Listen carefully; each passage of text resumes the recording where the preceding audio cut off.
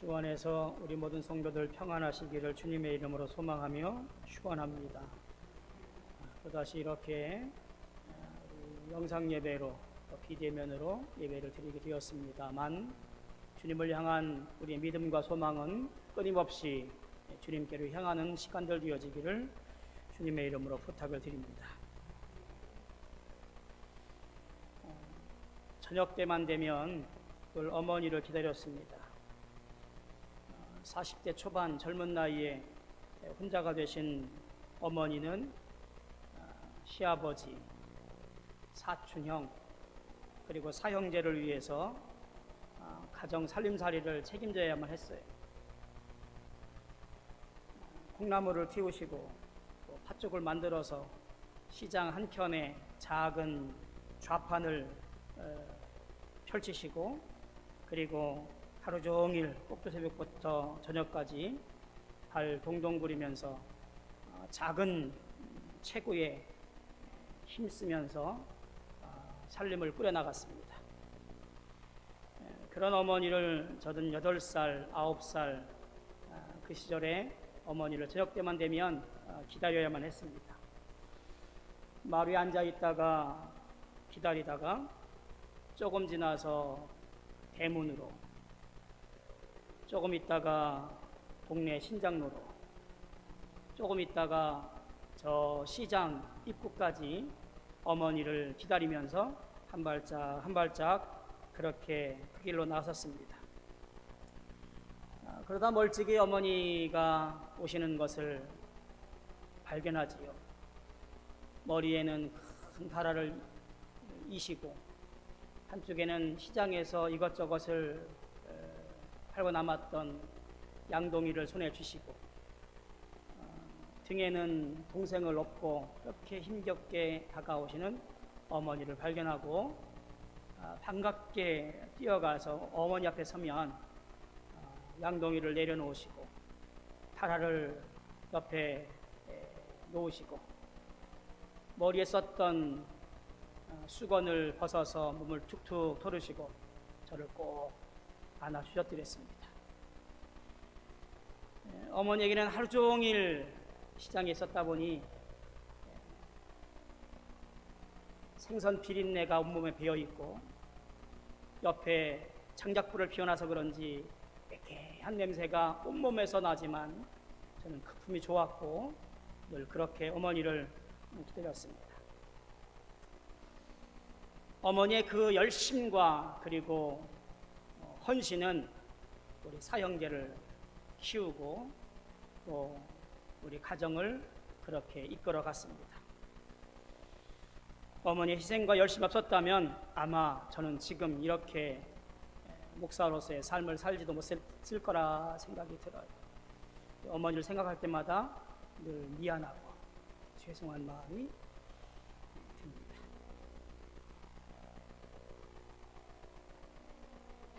아마도 여러분의 삶도 누군가의 헌신과 희생과 열심으로 살아왔을 것이고, 또 혹은 여러분의 열심과 헌신이 누군가를 살리고 있을지도 모르겠습니다. 기다림은 뭘까요? 오늘 우리에게 주시는 소망이며 은혜입니다. 주님의 오심을 대망하는 것, 그것이 주님 품에 안기어서 평안과 기쁨을 누리는 복을 위한 첫걸음, 그것이 바로 주님의 오심을 대망하는 이 기다림이에요. 대강절 두 번째 주일을 우리는 보냅니다. 앞에 기어있는 기다림초 두 번째 초까지 밝혔습니다. 어두움에서 빛으로 한 발자국 더 다가섬을 의미합니다. 오늘 비록 빛이 없어도 어둠이 우리를 감싼다 할지라도 주님이 오심을 소망하며 하루하루를 견디며 이겨내는 것이 오늘 우리의 강림절 절기를 지키는 우리의 모습이고요. 아무리 우리에게 코로나로 인해서 모이기 힘들고 어렵다 할지라도 주님께서 이 모든 것들을 이기게 하실 것을 믿고 오늘도 믿음으로 그렇게 기도하며 견디는 우리가 다 되어지기를 소망합니다. 예언자 이사야의 활동 시기는 좀 복잡합니다. 남유다 10대 왕 우시아에서부터 14대 왕 므낫세 왕까지 아주 긴 통치 기간 동안 약 60여 년 동안이나 선지자로서 활동했던 사람이 이사야입니다. 선지자로 활동을 하던 이 시기에는 중동 지역에 강국 두 나라가 있었지요. 하나는 애굽이었고요, 한 나라는 아수르였습니다. 이 두 강국 틈새에서 그럭저럭 살고 있는 것이 누구냐면 주변 나라들이었습니다. 북이스라엘, 남유다를 비롯한 많은 나라들이 그렇게 숨죽이며 살았어요. 그러다가 아수르 나라가 이제 왕조가 바뀌면서 내부에 치중해야만 했었고요, 애굽이란 나라도 그 혼란이 여전히 되어서 밖에 신경 쓸 여력이 없었습니다. 그 시기가 바로 이 우시아로부터 므낫세가 다스리던 때였습니다. 공교롭게도 이렇게 아수르란 나라와 애굽이란 나라가 서로의 형편을 살리느라 정신없을 그때에 가장 평화로웠던, 가장 부강했던 때가 이 시기이기도 합니다. 정치 경제적으로 상당히 번영을 누렸던 때가 바로 이 시기였어요. 반면에 종교와 도덕적으로는 대단히 타락했던 시기가 또 이 시기였습니다. 그 번영이 영원한 것은 아니었습니다. 남북 스스로 바야흐로 이 대제국의 시대에 휘말리면서 고통 가운데 살았을 때가 어디냐면 바로 이 이사야가 활동하던 시기였고, 결국 북이스라엘은 722년에 아수르에 의해서 멸망을 당하게 되어지지요. 이런 정황 속에서 이사야가 나서서 하나님의 말씀을 대언합니다. 남유다를 향하여 너희가 타락하고 하나님을 업신여기고 너희의 제사가 헛것이고 마당만 밟는 그런 실망스러운 신앙의 모습을 보이면서 저 아수르에 의해서 멸망당한 북이스라엘처럼 너희에게도 위협이 다가올 것이다. 바벨론이 등장할 것이고, 그리고 이를 통해서 많은 고통이 생겨날 것인데 어쩌면 다 나라가 망해버리고 포로로 잡혀가게 될 것이다. 이와 같은 예언들을 이사야가 거침없이 쏟아냅니다. 하나님 말씀을 들어야 되는 이스라엘 백성들은 다름 아닌 하나님의 택한 백성들이었어요. 언약의 백성들이었습니다. 이미 오래전부터 하나님께서 보살펴 주었던 하나님을 향한 예배와 그리고 찬양과 그리고 열심을 다해서 주 앞에 나아가야만 했던 이들이었습니다. 그들이 언약의 백성, 이스라엘 백성들이었어요. 그런데 왜 이렇게 모진 말을 들어야만 했을까? 시대적 배경을 보았듯이 그들은 안락함에 취하여서, 즉 등 따쓰고 배부르니까 하나님을 떠나 살았습니다. 한두 해가 아니라 60여 년 동안 그들은 평안히 살다 보니 신앙적인 결심도 하나님의 은혜도 이제는 다 잊어버리며 희미해져 가면서 자기 자신을 위한 삶에 그만 취해버리고 말았던 거예요. 이사야 1장 2절에 보니까 이렇게 시작을 합니다. 내가 자식을 양육하였거늘 그들이 나를 거역하였도다. 이어지는 말씀 보면 이스라엘은 알지 못하고 깨닫지 못하도다. 안타까워하셔요. 결국 이들을 향하여 하나님은 범죄한 나라요, 허물진 백성이요, 행악의 종자요, 행위가 부패한 자식이로다. 그들이 하나님을 버리며 이스라엘의 거룩한 일을 만홀히 여겨 멀리하고 물러갔도다. 하나님께서 대노하시면서 그들에 대하여 이사야를 통해 말씀하고 있습니다. 얼마나 속상했는지 이사야 1장 18절 보니까 우리가 서로 변론하자. 내가 잘못 알고 있는지, 내가 오해하는지 너희가 지금 내 앞에 나와서 너희의 말을 지금 변론 좀 해봐라 라고 초청을 해요. 그게 바로 우리가 서로 변론하자라고 하는 말이에요. 하나님 마음은요, 그 자리가 징계와 정죄의 자리가 아니라 용서와 포용의 자리인데, 제발 이 자리에 나와서 나와 함께 좀 얘기 좀 해보자. 하나님 마음이었어요. 그런데 남유다 이스라엘 백성들은 회개하기는커녕 변론의 자리에 나오지도 않고 여전히 형식적이며 여전히 자기 배를 채우는 삶을 살아가는 것이 그들의 삶의 난무였습니다. 내 배만 채우면 되는 것이고 내 삶을 넓히는 것으로 만족하며 살던 것이 그 당시 이스라엘의 모습이었어요. 오늘 본문의 말씀도 7장부터 쭉 읽어보면 오늘 말씀이 더욱더 이해가 되어집니다. 7장과 8장의 말씀은 남유다와 북이스라엘이 이제 아람 연합군의 침략을 당해서 아마 위급한 상황에 처해 있을 때 어찌할까라고 고민하던 때인 것 같습니다. 자, 이런 당면한 어려운 문제들을 놓고 어떻게 해결하는 것이 좋을 것이냐? 당연히 이사야 선지자는 하나님을 의지하는 데 있다라고 말합니다.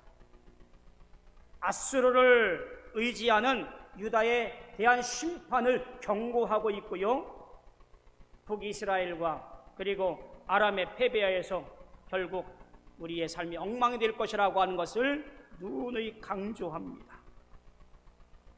자, 그런데 이와 같은 암울한 현실과 그리고 고통뿐인 이 내용 앞에서 오늘 9장 1절부터 7절까지 말씀은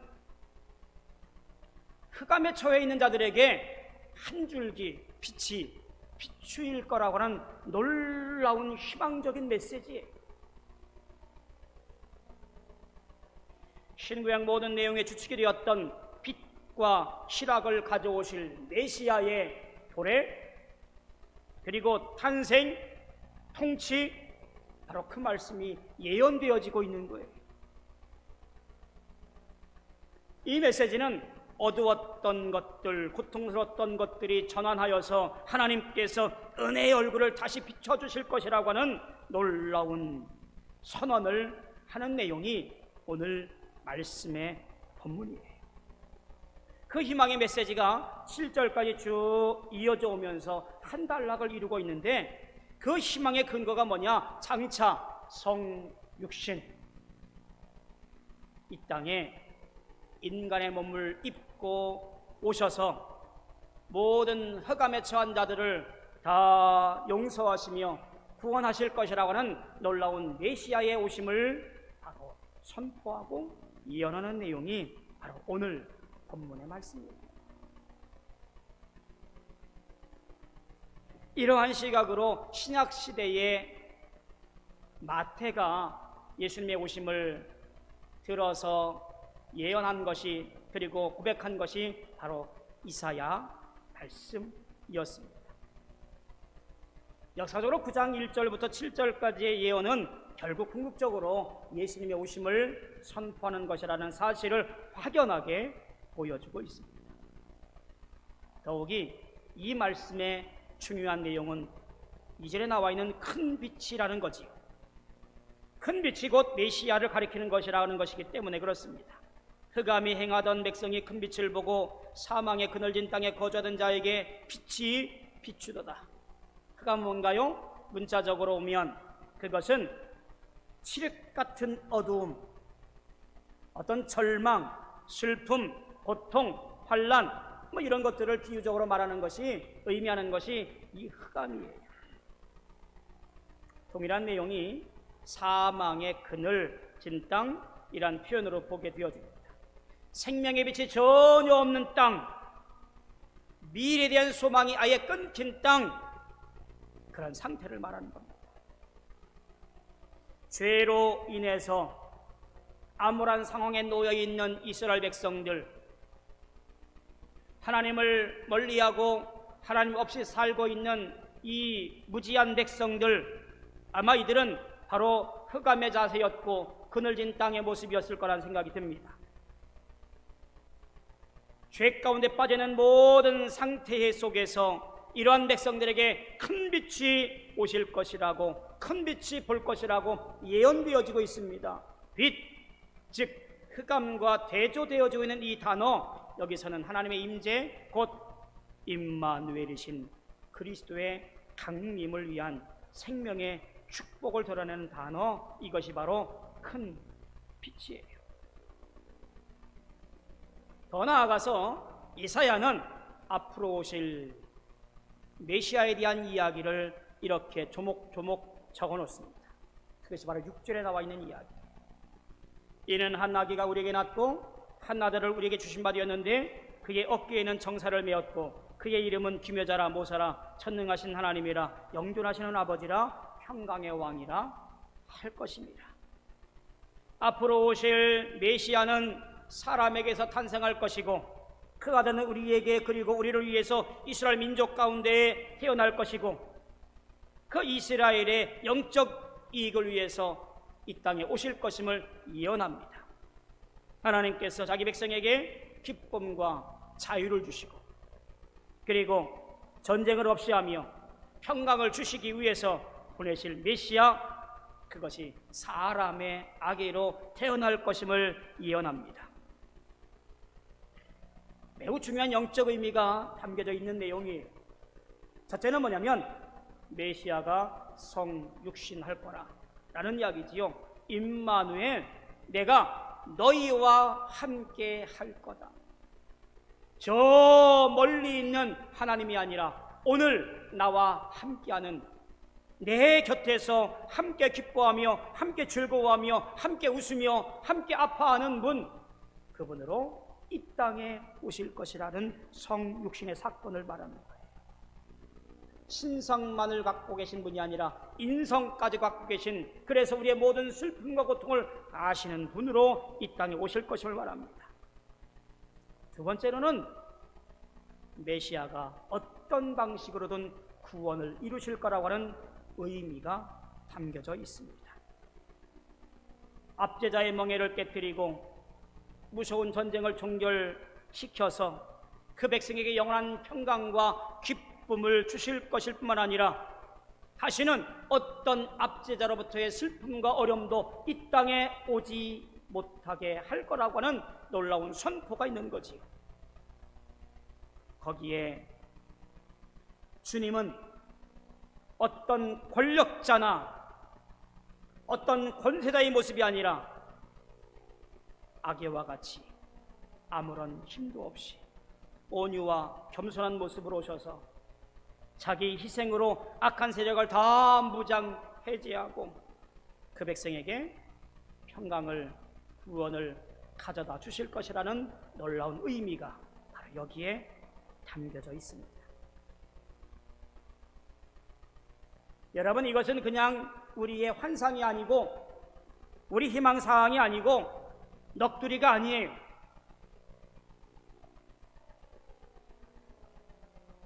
우리로서는 도저히 감당할 수 없는 이야기지만 도대체 이 일을 어떻게 이루실 건지 우리는 상상도 할 수 없지만 하나님은 이 일을 행하셔요. 그래서 그 메시아를 통하여 기묘자로, 모사로, 전능하신 하나님으로, 영존하시는 아버지로, 평강의 왕으로 우리 앞에 서게 되어집니다.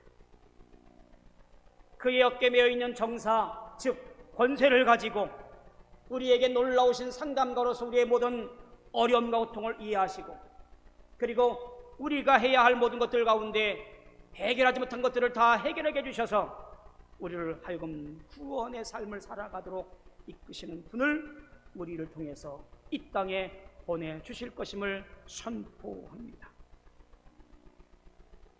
그런데 이 일이 어떻게 가능할까요? 그런데 이 일을 어떻게 이루신다는 말인가요?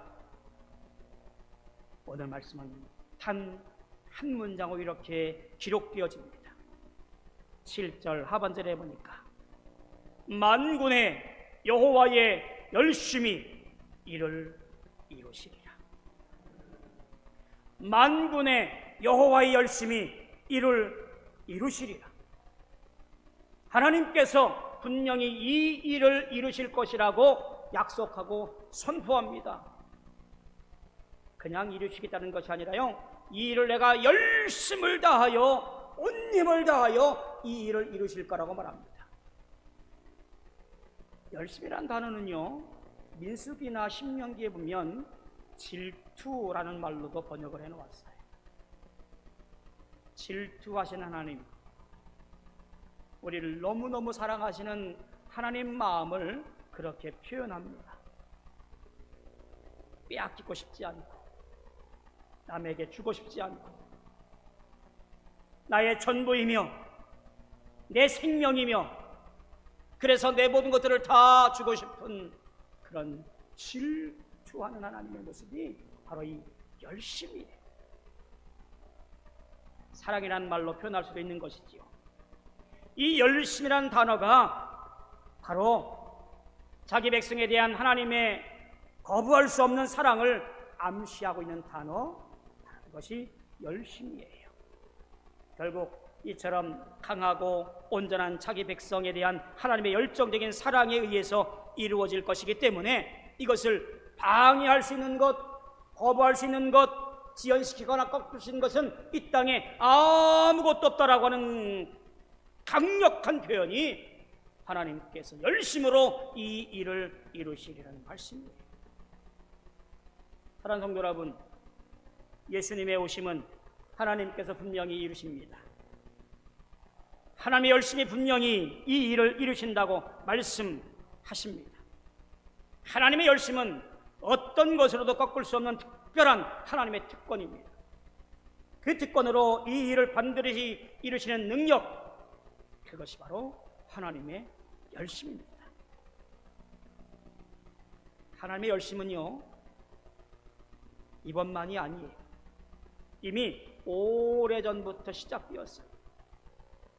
사람 만드시고 생명을 그 코에 풀어 넣으셨습니다.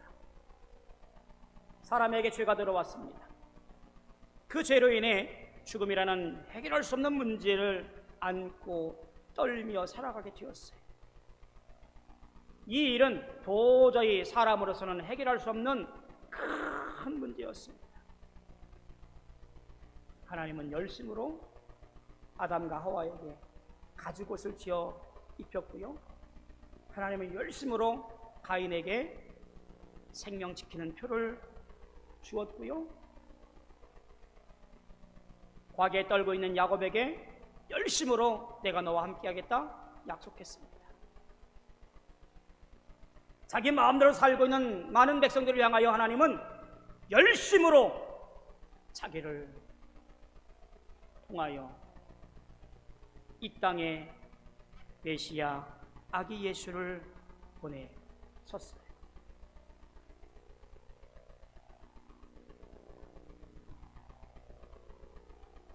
하나님은 도대체 이 일을 그냥 두고 보실 수가 없었어요.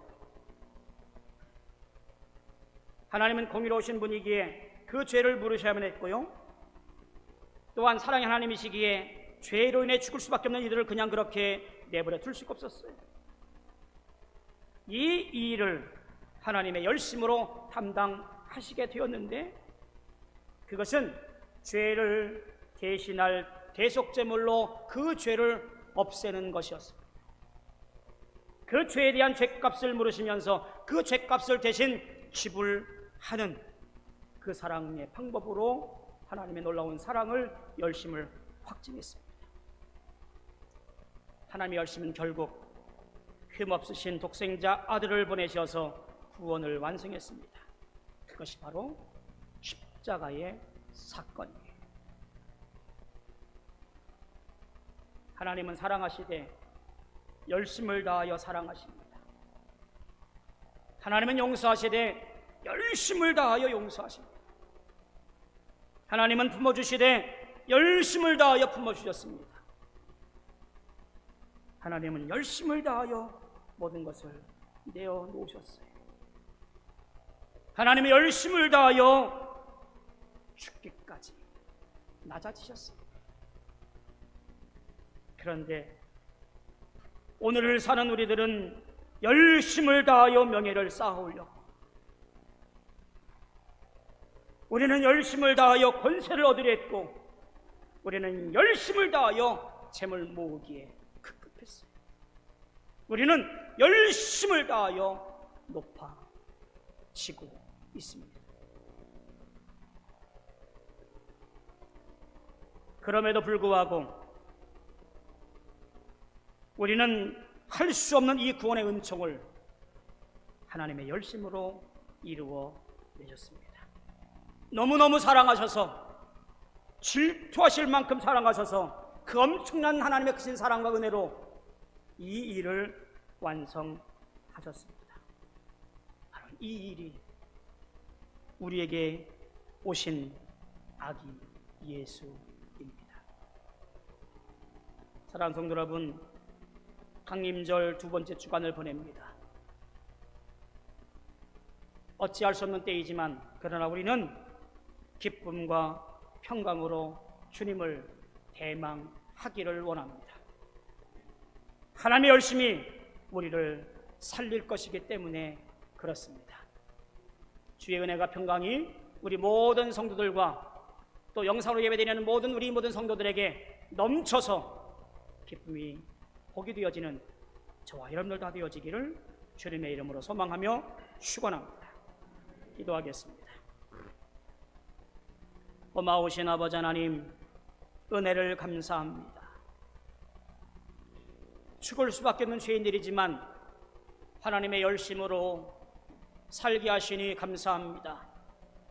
구원의 기쁨을 누리게 하시니 감사합니다. 이 땅에 오실 아기 예수를 기쁨으로 대망하며 우리의 믿음이 흔들리지 아니하고 승리하며 살아갈 수 있는 인생들이 되어지게 축복하여 주시옵소서. 예수님의 이름으로 간절히 기도하옵나이다. 아멘.